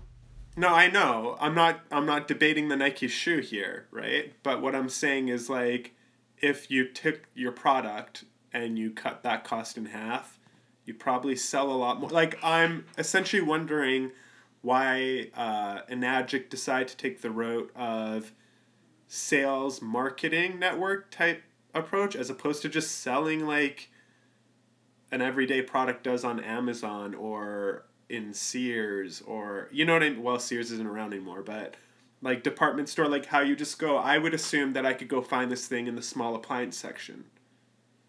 You know? So like, do we know why Enagic took the marketing network approach as opposed to just selling it in stores and not worrying about it? Because I see like, I see benefits to even being part of Enagic.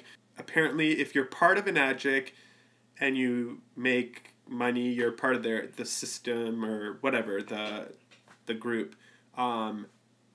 your family gets paid if you pass away or something for forever of the entirety of the company.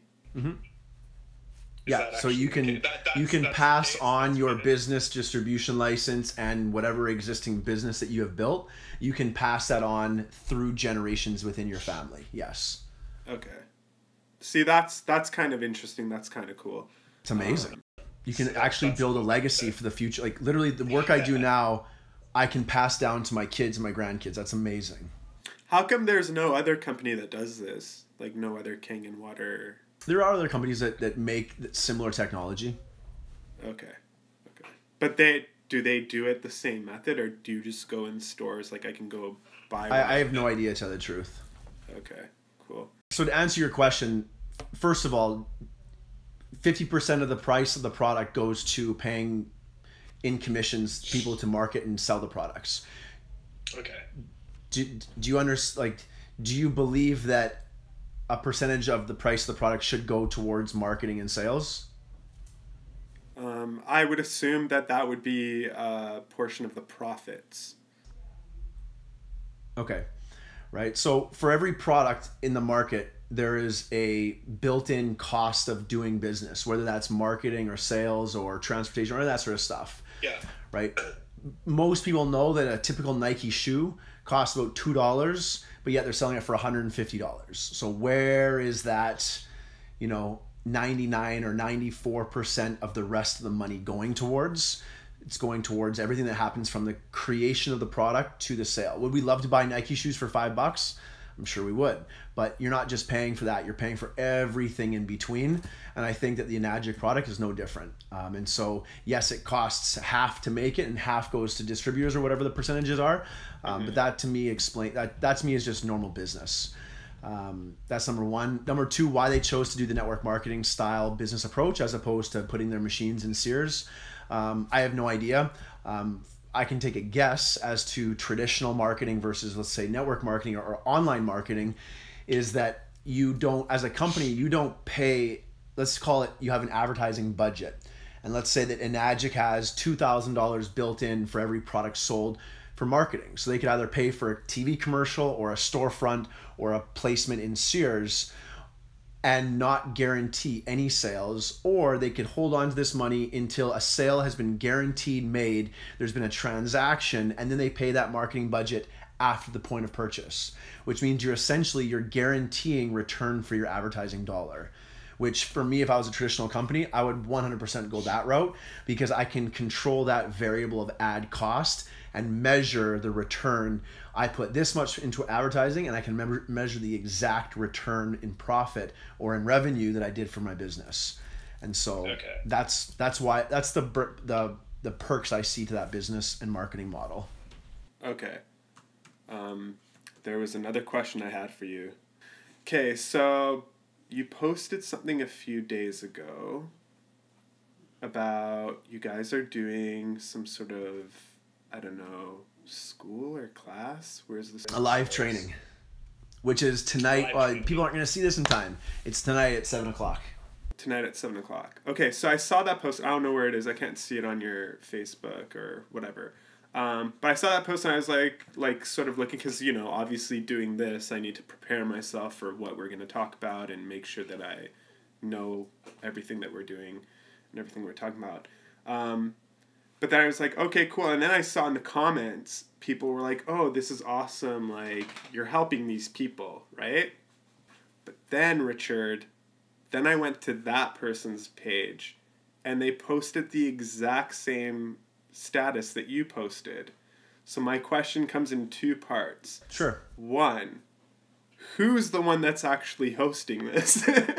Is it you, or is it the 20 other people that were like posting the same post? This goes I think even mutual friend or acquaintance posted it as well, but in their own words. So the top part was the same, hosting a class, blah, blah, blah, blah, but then their detail was slightly different. So like who's hosting, who's the person that's actually teaching? You know what I mean? 3 or 4 people teaching. I'm one of the people teaching on the live training, and then we have 2 or 3 others that I've worked closely with over the last few months that we've kind of come together and we said we'll do this live training together as a group. Okay. Who are the other 3?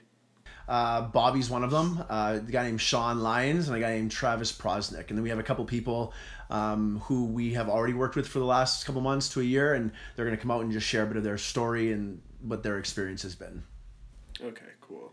Awesome. So then, like, that's the skeptic in me that comes in, though, because it seems very copy-paste, and then, like, all of you did it or whatever. Yeah, absolutely. Don't use the same copy-paste thing. Cause that's what brings me into, like, they're just pumping it or something, you know? We are pumping it. Yeah. It's like a 5 or 6 day pump to really just expose people to, like, what we're doing. It is, so we very rarely tap into our personal networks. I'd say once every couple months, maybe 3 to 6 months. And so we are pumping this, and we do want to have as many people on that live training as possible so that they hear what we do. We give them an opportunity to work alongside us. They can learn what it actually takes to generate an income online and what we do. So it is pumping it for sure. And then touching on like why some people are the same. So going back to this idea of the newest person coming in online, the newest person has no idea what to write or how to sound attractive or write engaging posts or any of that sort of stuff. So as a tool to help the newest person, we give them a framework or a template of, look, like throughout this 5-day launch, this is some ideas of what you could post. Now, some people have no confidence, no previous experience, they don't know what to write, and so they feel that the best strategy for them posting on their page is to take the template and basically copy and paste it. That's one way, right? What we teach and what we always encourage people is that, look, this is a template. What you eventually want to do is be able to capture the meaning here and say it in your own words and really speak in a way that's authentic and that's raw, real, and honest for you. Right? And that's what I've noticed in my experience, that gets developed over time. The more you show up, the more you post, the more you share your message. But for the newest person, there are templates that we use to point them in the right direction. So that's why some of them look more similar than others. Yeah. Okay. Because some of these people are new, but it looks like they're saying that they're going to teach me. Yeah. I can understand how that's, so that needs to be communicated clearly, that it's not them teaching, there's hosts on that. Yeah. And that's one of those other things is that we can teach and do all these things, but we're not liable or responsible, or we can't control the individual actions of every single person. At the end of the day, they need to do something that feels authentic and in alignment for what's real for them. And again, the goal is for them to be 100% honest in what they're posting. But again, that's something that we can't control. Based on where you're at now and where you were at before you started all of this, because this is the actual story. This is the story part of it. We got into a lot of like tech stuff too, but your life, like your actual lifestyle and the way you're living versus working, because that's why I'm doing this podcast mainly, isn't just to like pick and prod at what the Kangen water is and what the online marketing is, but your actual lifestyle and the way you live now is probably significantly different from the way it was before. So better, worse, the same? Good question, man. That's a really good question. Truthfully, I had a really good lifestyle before. There are some people we work with, and you see these like rags. I posted about this the other day, like this rags to riches story, and I was broke and I was depressed and I was living under a bridge and I went from zero to hero. And I don't feel like I ever had that story. I was living a fantastic life in Shanghai. I was living downtown and things were great. I was making good money. But my lifestyle now, the biggest difference is my choice in location and my choice in my schedule and doing 100 things that are 100% for me and my brand and my business and my growth, which is super empowering.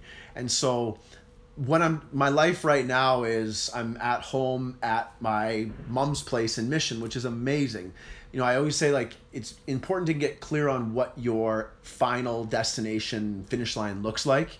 And for me, over the last year or two, one of my biggest goals was to move back to Vancouver, not be a teacher, and just to see my family more.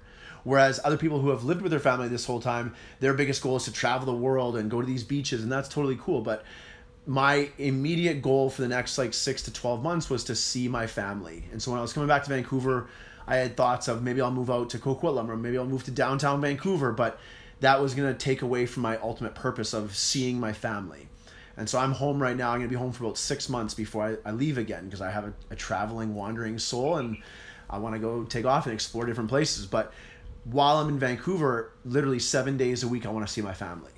So, you know, it's so funny that this laptop lifestyle and beaches and bungalows and mansions and all this sort of stuff. Yeah, that's great. However, my lifestyle for the next 6 months is going to be sleeping, you know, at my parents' place in Mission, sleeping on my dad's couch in Coquitlam, sleeping at my brother's spare bedroom in Coquitlam, sleeping my sister's blow-up mattress. But that's my dream. That has been my goal, is to see them for a Wednesday night dinner, hang out with my brother on a Saturday afternoon, be home for Sunday night dinner, because I hadn't had that for 7 years, right? However, you know, my girlfriend comes on Thursday and I've blocked off my entire schedule for 3 weeks. So I'm just taking an impromptu holiday for 3 weeks while my girlfriend's here. We're going to travel to the Rocky Mountains and Banff and Jasper and Vancouver Island and see my family and hang out in downtown Vancouver. And I just get to do that. And I don't have to, there was no booking off time. There was no boss. There was none of that stuff. I just got to do that. And I'm not going to be like zero work. I'm still going to do daily work, but instead of it being 8 hours, it might be 1 hour or 30 minutes or 2 hours or whatever it is. I can decide that each day, and I can align that with my girlfriend, right? We can decide, hey, you know what? From 10 till 1 to 10 a.m. and 1 in the afternoon, we're each going to do some work. She does freelancing for marketing, so we're going to do some work for these time periods.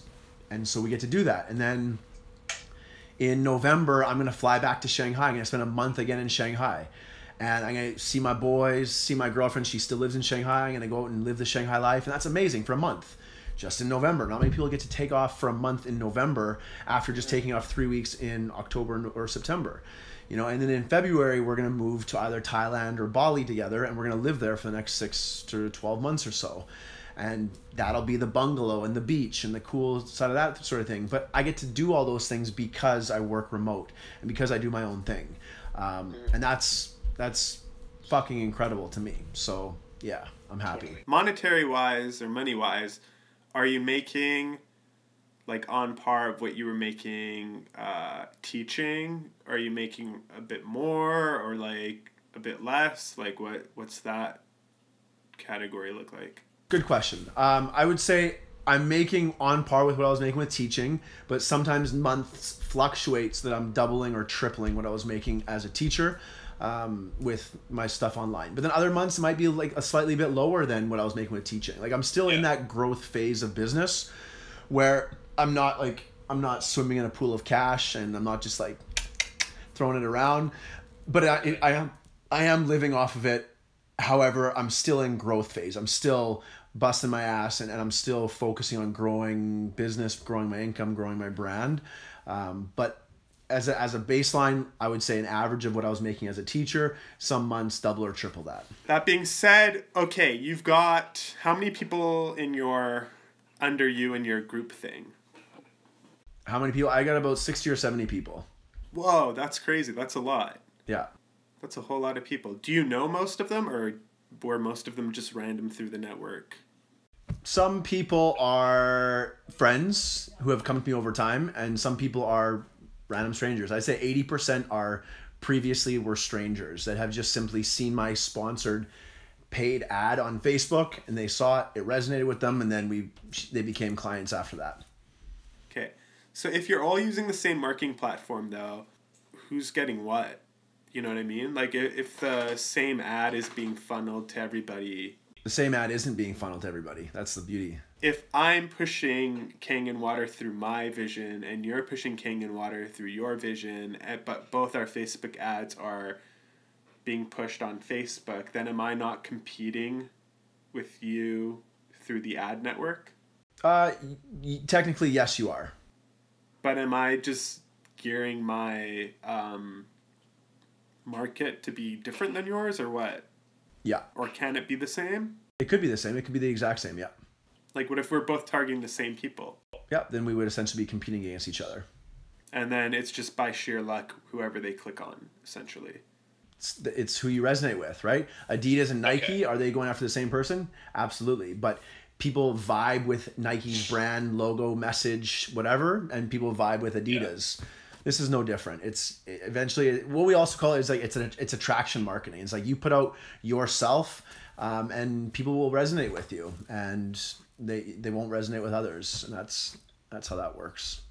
Okay, Richard. If people want to find out more information about you and about all of this, and about maybe even how to get involved or how to buy one of those Kangen machines, what do those fools got to do? Good question. The best at this point, I'm still having a website built out. Part of kind of like brand redesign and really taking my stuff from being amateur, throwing stuff together with like iMovie and Canva, and I've actually hired a brand designer to build out a lot of my own stuff. And so that website's in progress right now, but it'll most likely be richardforbes.co.com was extremely expensive. richardforbes.com is like $900. 900, that's it? Maybe even more than that. 2,000, whatever. It wasn't what I was prepared to spend on a domain at this point. But anyways, the best place to find me right now is facebook.com/richardforbesmarketing. And then in there, you can just see some of the stuff I've been posting. And if you really want to have a conversation about it, then on facebook.com/richardforbesmarketing, you can just send me a message. The first message is usually automated, and then from there, I'm checking my messages daily, so you'll usually hear from me within the first 48 hours. Okay, and then I'm going to post all those links in the description of this video when I post the video, so obviously I'll grab the links from you.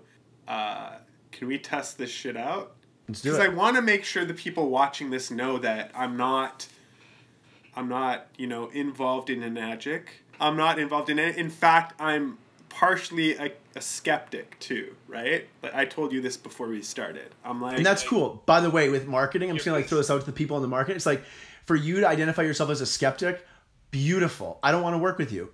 No, and the cool thing, but the cool thing is, like, I get to put out my content, and people who are like, fuck this, it says I'm a skeptic, I don't like this. Cool, keep on scrolling. You're going the wrong route. When I say I'm a skeptic, I'm saying I'm questioning things. Okay, right? that's like, beautiful. That's inquiring. Yeah, I like that. Skeptic, yeah, listen, a skeptic isn't necessarily somebody who doesn't think there's value in what you do, or sort of is like brushing it off or whatever. A skeptic is just somebody who's questioning it. So somebody who, like, I'm coming into this, even though I know a little bit about it, because of you, Dave, and Adrian, and all that jazz. I don't know a whole lot, right? But I know a little bit about it, enough where I've dipped my toes in, but not a whole lot where I could be like, yes, what Richard is saying, go, like, do it or whatever. And I agree with you, it's not for everybody, this and that. But I do think that certain people can do well in that game, and certain people can do horrible in that game. And on top of that, I believe people who don't want to quit their jobs to jump into maybe doing something like this could still achieve the same results by doing it part-time or something, right? Absolutely. I did it for 2 years on the side, online, and I didn't have to quit my job. I was fulfilled beyond belief with my job. In fact, my last year of teaching, I was more happy at that point than ever before in my life. I could even go back and teach. I love teaching kids in a classroom. I just wanted to see what else I could do. I wanted to see how big of a game I could play. I wanted to see what I was capable of. I wanted to, like, it was back in that competitive drive that of like, what can I do? How big can I push this? Right? Whether through and then also the recognition of like having people reach out and be like, thank you so much. So instead of just teaching 11-year-olds, I'm teaching adults. You know, instead of teaching 11-year-olds about Canadian history, I'm teaching 27-year-olds about branding themselves online or growing an internet marketing business from scratch. I get fulfilled with that. But again, back to your point is that you don't have to quit your job. Do whatever makes you fucking happy and do that. You know, whatever your thing is, do that. And whatever you see in the community, like some people, they just come into the community because they're surrounded by other people who are positive, they're ambitious, they set goals, they support you, they're into personal development work and reading, you know, books that make them a better person. Some people stick around with us simply because of that. And they have no other people in their life that are like that, and they just love the people in our community. And that's cool, right? So, yeah, I agree with you.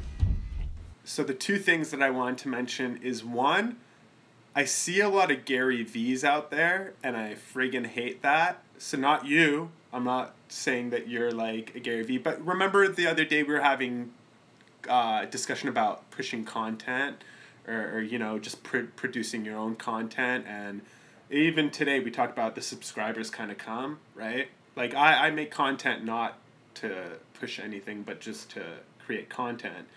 And I think like... Are you okay? Are you okay to create content to push something? Yeah, I don't mind creating content to push something, but my whole thing is like, I see the first real content creationist that all the entrepreneurs follow now is Gary V. You know Gary V, right? I don't have to explain. Yeah. I listened to him this morning in the shower. Yeah, so the difference being is when I watch Gary V's content, it's actual good content that makes sense. It's from somebody who is a multimillionaire, owns a company, Vaynermedia, is going to buy the Jets, you know, NFL football team. Over ambitious, but on top of that, every single one of his videos that you watch is either somewhat inspirational or gives you some form of information. And it does it really without selling anything, right? Like his ultimate goal when he creates that content isn't to sell you on anything other than if he promotes his book or whatever have you, like on that podcast or what have you. But I followed Gary Vee before like many people even knew who he was. Like we're talking back in the wine library days, you know, like when he first started. Yeah. So when I saw that guy go from that to where he is now type of thing, like I've seen that guy grow. But Wine Library TV, it was kind of like this, man. You know what I mean? It wasn't about really buy the wine that his dad sells in his liquor store, right? It was just about, I'm going to pump content that people will enjoy, and that's what they're going to latch on to. One thing that's kind of gone downhill about Gary Vee is I find all his videos are now doing just the same push. You know, hustle. That's his thing, though. And he's very open about that, is that, look, my message is on repeat because this is the biggest, most important message I think everyone needs to hear. And so here's the difference between him and somebody else. So he does it in a way where you're actually getting good content.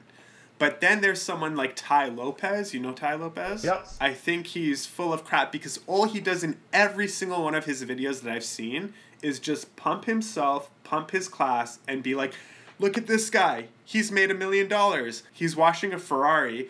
And I'm like, dude, if you've got 6 Ferraris lined up in front of this $1 million mansion, why are you washing your own car?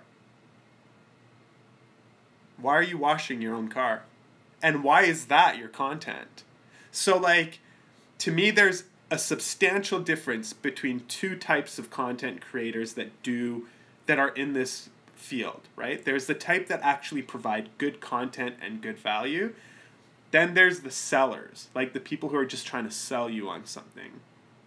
On your end, your content, you know, you're not selling me on a product. I don't look at your videos and think Richard's trying to sell me on Kangen, right? I look at your videos and I'm like, Richard's telling me about his life and what he's doing. He's not like, you're not washing a Ferrari and being like, look at me, right? So to me, there's these two types. But I find a lot of people, dude, a lot of people in that industry, in the online marketing type of industry, are doing the Ty Lopez thing. Where they're like, look, we're 6 guys, we all made $1 million this year, but I'm washing this car that I probably rented in front of a house that I probably rented for the day. And this is what caught me off one of our friends was I got invited to, I'm not even going to mention the friend and I'm not going to mention the product, but I did get invited to some place where they were having like a meeting about network marketing similar to this, very, very similar to this. And we went to this guy's penthouse and it was awesome. I looked around and I'm like, holy shit, like this is crazy. Whose place is this? And they're like, oh, it's mine, his, and his. We've rented it. So it was kind of like a facade. Do you know what I'm talking about? They made it look like one guy owned this penthouse. We all went there for this meeting about this thing and you're looking around. And when I got there, I first thought, I'm like, okay, one of these guys owns this penthouse. Like one of them lives here, blah, blah, blah. But I found out like 4 people lived in that one penthouse and it was rented. It wasn't even purchased. Then I talked to a few other people and I found out that that's like a method of like attraction is like you rent out a nice place, you rent out a nice car, you show that off, then people think you've got all the cash flow and then they come asking questions. Right. So that method of approach, I'm completely against. Okay. Your method of approach is more like lifestyle, like, as I said, content driven. I want to get that out of the way where there's 2 different types of these online marketers. And I would stay clear from anybody who's washing a Ferrari and telling you to But again, join their class. that's what I just want to put your attention to is that that's just your personal perspective and belief. It's, you know, with Ty Lopez, there's people who just love the guy and they love he's washing his Ferrari and the women and the girls and the cars, whatever, like that's totally cool. But by you watching that, you realize that that's not your style, and that's giving you a signal that you don't, like, if you were to push content, you would not want it to be that content. You want it to be a different type of content. And so you're still learning from these types of people is that some people listen to Gary Vee and they hate his stuff, and they watch Ty Lopez and they love his stuff. That's just to me, that's just a signal for you, the individual, to realize what type of content resonates with you and what type of content you should put out for your own audience and attract those types of people. Because it's 2 different worlds, man. Like even if you say, yeah, washing that guy's Ferrari resonates with you, you don't even know if that's his Ferrari. Like, when was the last time you saw Gary Vee wash a Ferrari, let alone drive his own car? Never, because he doesn't need to. You know, if you made $1 million, would you, like, if you made a lot of money, would you go out and buy a Ferrari? I don't think I'd be dumb enough to spend that much money on a car. Okay, well then ever. there's like, to me, that shows your values. Yeah, if I hit $100 million, then I would probably buy a Ferrari. Okay. If I like that much money would have to be needed. But I'm a very modest person, you know, like I don't see much changing about me if I was a multimillionaire, you know? I mean, I drive a nice car, but I don't need a, you know, Lamborghini or some shit like that. You know, if I had $100,000 or $100 million to burn, different story. I could spend $1 million on a car and not feel bad about it or whatever have you. But to me, it's like, oh, I could do with a car that's even $100K, you know, like, or whatever. Like a really nice car is fine. It doesn't need to be millions of dollars or anything. But yeah, like that's where I stand with that. But this gets to my other point. I want to try a test. If you're up for it. I know I'm not your guy. I know I'm the skeptic that you hate. But I say for the next 6 months to a year, you put me under your program of your online marketing thing. Okay. I will take it 100% seriously. Okay. I will do everything you tell me to do. Okay? And in 6 months or a year from now, we will have this podcast again. We will have an update on whether I failed or succeeded and why and all that jazz. I'll have a better understanding of the business, right? So if you're up for the challenge of taking me on as your Padawan or whatever you want to call it, I think it would be really interesting. I'm doing the same thing with the Bitcoin.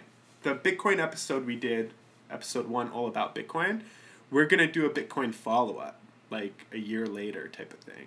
Whether we've lost money, gained more money, what did we do in the system. I think doing things like that is really cool because then people could actually see, did this work out for this person or did it not, or where did you end up? And also it'll see where you're at like 6 months or a year from now based on where you ended up. So is that something that you think you would want to do or take on?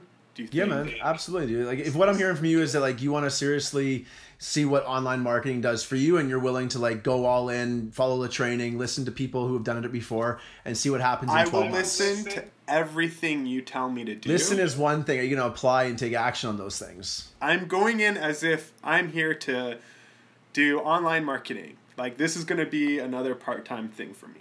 And the reason why I'm saying this is because I know I can do it. Like, because I work from home, I can work around my schedule because it's like pretty, working from home is pretty awesome. So I have the added time to do that. So mainly, and here's the thing, ladies and gentlemen, once again, I'm not a non-believer, but I'm not a believer, right? So with the help of Richard, we're going to see if Mahyar can achieve online network marketing guru-ness that Richard has received, and I'm going to take Richard. Wow. Lead or Let's whatever, do it. and just when do you want to start? I'm not expecting anything. I'm not going in this assuming I'm going to make a crap load of money. I'm going to go in this with an open mind and an open heart and kind of be like, I'm going to try this and see what's going on. And then regardless what happens, Richard, 6 months from now or a year from now, we'll meet up and we'll be like, Mahyar either failed miserably, Mahyar gave up, Mahyar did good, Mahyar's doing well, Mahyar's a believer now, or I don't know where we'll stand because I'm not in this world. So you and I will catch up in a couple days and figure this all out, and we will make it happen. But for the most part, that would be the end of the podcast, I guess. Do you have anything else you want to say? I'm good, man. That was amazing, dude. I appreciate you bringing me out and asking me to be a part of what you're doing. I think it's awesome that you give people a platform to share their voice, share their story, and then just like super casual banter back and forth, and like you said, like ask the hard questions that maybe no one else is used to or comfortable asking. So I loved it, man, and I'm looking forward to thank you for doing it. That was a really good one. I really enjoyed that one. I think like we went for so long too. It was great. Hopefully the content will be worth it for some people to listen to.